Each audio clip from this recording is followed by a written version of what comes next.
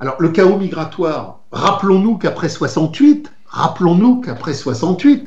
le patronat de Bouygues, de Peugeot, de Renault, défile en groupe, en grande fraternité d'inquiétude chez Pompidou, en lui disant, punaise, cette insurrection des 10 millions d'ouvriers communards qui ont voulu effectivement dépasser l'extrême gauche et la gauche du capital, on a eu la panique, on n'en veut plus.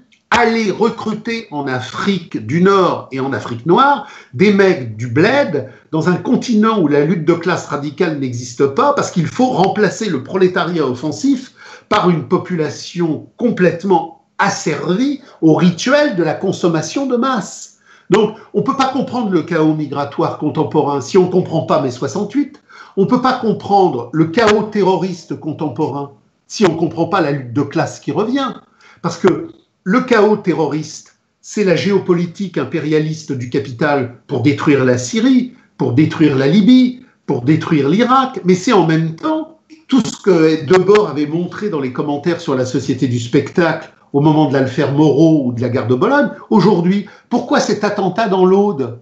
La lutte de classe renaît. Même si la SNCF, les hospitaliers, les pompiers, les usines Ford, c'est encore résiduel. Même si c'est encore très limité, voire même ridicule par rapport à 68, c'est annonciateur d'un feu gigantesque. Aujourd'hui, la stratégie terroriste de l'État est le feu social contrôlé par une stratégie pompière étatique. Donc, plus la lutte sociale va monter, plus le chaos terroriste étatique aura lieu. Et dans le même temps, plus aura lieu le chaos bancaire, le chaos industriel et le chaos financier. Donc, je renvoie les gens qui nous écoutent à l'avant-propos et à l'épilogue que j'ai produit pour la réédition de Terror. Surtout, ne partez pas de manière épars sur des domaines séparés. Il n'y a pas le chaos migratoire, le chaos bancaire, le chaos industriel, le chaos social. Comprenez que la domination réalisée du capital, comme le disait Rosa Luxembourg, est l'anarchie réalisée du chaos universel.